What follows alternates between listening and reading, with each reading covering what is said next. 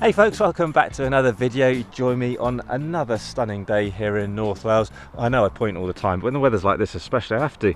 Here with Crib Goch, Glyderau, a nice lake down there, Fachwen, Lion Rock, the place I do the sort of climbing chat videos normally.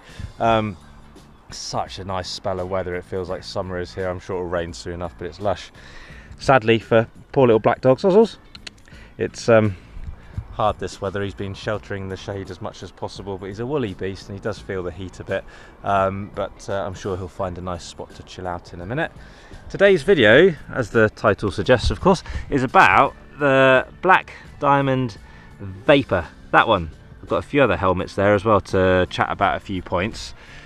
I've been using this helmet now only for a couple of weeks, but I've worn it quite a bit on a variety of days out and stuff. I thought it was worth doing like a little initial review. Can't be a long-term review, obviously I haven't had it long enough, but I think even already I can comment on like the longevity, which is maybe a negative of the old Vapor. But you'll join me in a second. I'll chuck the camera on the tripod, sit down, I love sitting down, and I'll just have a chat through these bits and pieces. Puzzles? Right, helmets. I wear a helmet a lot, as you can imagine, for not only play stuff but work stuff. If I'm trad climbing, I'm almost certainly wearing a helmet, right? Whether that's work or play. If I'm sport climbing for work, I'm probably wearing a helmet. If I'm sport climbing for fun, I'm probably not wearing a helmet by default, right? It's hard to argue against wearing a helmet these days, isn't it? And I'll come back onto that in a minute. I will wear one though if I think there is like a heightened risk of sort of loose rock and stuff falling on me, whether that's me as the climber or as the belayer. And also, like, sometimes there's funny falls on sport routes, isn't there? Like I just tried one yesterday, this cool 7C called Strawberries Man up on the coast. It's very steep, like properly overhanging through roofs. It traverses a little bit as well, so if you fall off the crux, which I will again for sure, you do fall and swing a bit, so I can definitely see the potential for sort of getting spun round. So of course the helmet would give me extra protection for that, so that's safety wise, but also a little bit extra head game, kind of extra confidence, isn't it, if you know you're wearing a helmet? Feel a bit more bulletproof when you're doing that kind of move. So there is times I'll wear a helmet sport climbing. I wouldn't say it's the norm to wear one sport climbing yet, but it is becoming that way, right? Definitely in the time I've been climbing, I've for sure noticed more helmets being worn full stop, but on sport it's really noticeable, especially my trips to Spain over the winter. Like, it used to be a real rarity to see someone wearing a helmet, and now it's completely normal to see people wearing a helmet. It does seem like a thing though, doesn't it, that the harder people climb, the less they'll wear a helmet on sport. And there are reasons for that sometimes. The falls are cleaner often, there's less ledges and stuff like that. But there is some thought required with it, isn't it? Old helmets kind of gave you an excuse not to wear a helmet, if excuse is the right word, right? Generally, they're made of plastic, there's some fiberglass ones and other stuff, but generally a hard plastic shell, and that was about it. Good for protecting your head from rocks hitting you, carabiners hitting you, all that kind of stuff. Not very good at like side impact stuff, so in actual falls, not so good as modern stuff. This one isn't actually like super old school. Whilst it's got like a fairly heavy plastic shell, it has got a foam bit in it as well. But they are heavy, aren't they? They are pretty uncomfortable in the whole scheme of things, and they can be quite hot. They don't have so many vents in them generally. So you could really see why people chose not to wear a helmet, because they were not the nicest things to wear, okay? Things have changed, haven't they, right? You can still get plastic ones with foam inserts. I don't think you can get any without like the foam insert now as well. They tend to be cheaper, and that's a consideration, isn't it, right? Definitely that's a consideration. Climbing kit can be flipping expensive. Fast forward a few years, and I moved on from having like plastic style helmets, things like the Petzl Helios. Can't remember what my first helmet was. Oh yeah, it was a Camp Rockstar. That was pure plastic. Terrible things. They looked bad, but you know they added some safety, didn't they? So that's a good thing. But anyway, a few helmets in between, and eventually I got this thing, the Black Diamond Vapor, the original Vapor. This was a game changer. Super light, super comfy, like really low profile as well, so easy to get hoods on over the top and all that kind of thing. I loved this helmet. Quite complex really. Got a plastic outer, but not as heavy and hard duty as that one. You've got a plastic outer, you've got a foam inner, but also they've got a layer of Kevlar under the plastic bit, and then in the lattice bits they've got carbon rods in there as well. So, you know, in the whole scheme of things, quite a lot of sort of technology going into that. They were super light. They might have been the lightest on the market for a while, I think. I really like these. This one that I still have on the shelf doesn't get used because it's broken, which you can't really see. I'll show some like zoomed in bits in the sort of B-roll bits. But actually, I was walking to Holyhead Mountain. I had it in the top of my rucksack. For some silly reason, I hadn't done my rucksack up, and it just toppled out, fell on the floor, and cracked one of these lattice bits at the back. As good as they were very fragile, and they're expensive as well. I can't remember the retail, but they were expensive. They even had a sticker in there saying, for rock climbing use only, not for use in situations having significant rockfall potential, etc., etc., etc. Didn't fill you with confidence. These kind of things were really easy to break just in a rucksack, or like I say, just a small drop. They did the job. They passed, you know, the tests they needed to pass, right? They absorbed that energy, but very much one knock and they were completely gone, right? This one's got loads of cracks in it because I've tested it by dropping things on it and stuff to highlight why helmets are a good idea. But I loved that helmet. I bought another one and I used it for work, I used it for play, wore it loads. Eventually that got cracked as well. Outside, who kindly support the channel, very kindly sent me this one. Really nice helmet this, right? This is the Black Diamond Vision. Very similar principle, isn't it, right? Foam, thicker foam, right? It hasn't got any Kevlar in it, Gucci-ness like that. You just get this extra plastic bit on the top, which helps with that stuff hitting you on the head. More like a bike style helmet, isn't it, right? Still really light. I think it was 225 grams in my size. That's pretty light, okay. Relatively low profile, but definitely a bigger profile than the Vapor.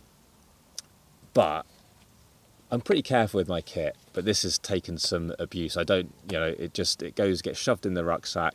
I don't sort of treat it with kid gloves. And whilst it's got some scratches and things on the top, there is no evidence of any damage to the foam stuff. This, for sure, lasts a lot longer than those Vapors, for sure it does. And it's cheaper as well. I think the retail, I'll flash it up, I think it's about £90-ish, the retail. And obviously you can get these things cheaper on sale and what have you as well. You can do all the bits like put your head torch on it and all those kind of bits and pieces. Their downside though, okay, it's a little bit heavier than the Vapor, but not by a lot. But I just don't find it as comfortable.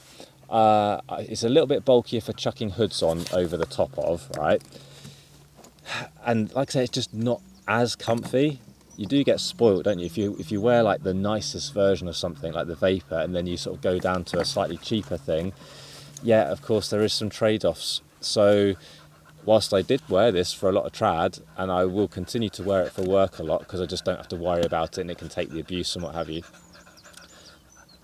Honestly, you know, I like to be honest on these videos, it did not enter my mind to wear this on sport routes, right? I don't like the feeling of wearing an uncomfortable helmet on a sport route when I'm climbing at my limit. I think it's worth being honest with these things, isn't it? I could just tell you that I wear a helmet all the time, set like the perfect example, but I'd rather have that like real life element to it. I had that for a couple of years, still got it, and like I say, I'll still use it. And now I've just got the new Black Diamond Vapor, which is covered in money spiders and little flying animals at the moment. This is nice. This is a really nice helmet, okay. It's similarly thin compared to the original Vapor. It feels like a little bit thicker on the top, okay, but not a lot. It is super light, so in my size, it's 180 grams. That's the large size. In the smaller size, it's 155. 155 in the small size. It's the lightest climbing helmet on the market, I believe. You will see a lot of similarities between this. Get this little spider off me. I hate spiders, but those little tiny ones are okay. A lot of similarities between this and the Petzl Sirocco. You know, in principle and design, almost identical, really, aren't they? EPP, expanded polypropylene, I think I'm right in saying that, for the most part. They've got the plastic shell on the top, and then they've got another insert of the darker stuff, And that, I believe it's that bit, is I think called Alula. It's some capitalised letters, so I'm assuming it stands for something. But on the box that it comes in, it says something along the lines of, I'll get the numbers wrong, but I think it's like 3 times as strong as steel, it says. So it's going to give you that top protection. So it still gives you that side impact, but things hitting you as well. A lot of holes in these style helmets, isn't it? So you could see potentially rock coming through it, stones, it's not going to be massive to fit through there, but it's a consideration in more like alpine environments, perhaps. Not something I do, but it's worth thinking about, isn't it?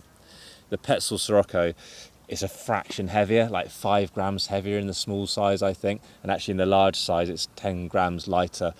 So it's neither here nor there, really, is it? But I just find this so comfortable. The profile against my head, the lightweight element of it, it's been brilliant. Because the foam is of a different sort of design and that little bit chunkier, people have found with the Sirocco, and I imagine it's going to be exactly the same with this, that they just take more abuse than the old Vapors. So my only criticism of this helmet was they don't last, other than the expense, of course, they're expensive, but they just didn't last. This one, I've only had it a couple of weeks, so I can't say for certain, but I would put a lot of money on the fact that it will last longer than that old school Vapor. Expensive though, £150 retail. I think that's more than the Sirocco.